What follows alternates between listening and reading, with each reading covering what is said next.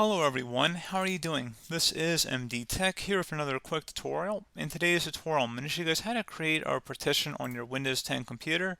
So, should be a pretty straightforward process, guys. It's something that you guys should know how to do, and we're going to go about how to do it. So, all you have to do is start by opening up the search icon down in your taskbar and type in computer management. Best result should go back with computer management listed right above app. So go ahead and open that up.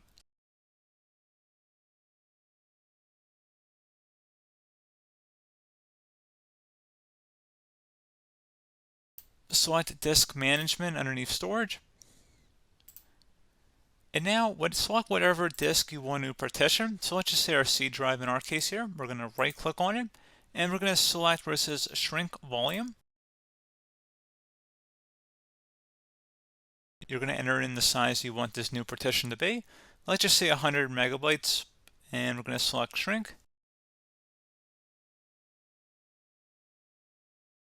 And once that's done, you right click on this newly created unallocated space and select new simple volume. Select next again.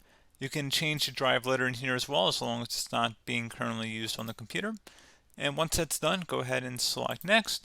And you can name this whatever you want. You could call it flash drive, movies, it doesn't really matter. And go ahead and select next, and then select finish. And then once that's done, you should get an autoplay pop-up saying that the drive is being recognized and what you want to do with it. So again, pretty straightforward process there, guys. I do hope that I was able to help you out, and I do look forward to catching you all in the next tutorial. Goodbye.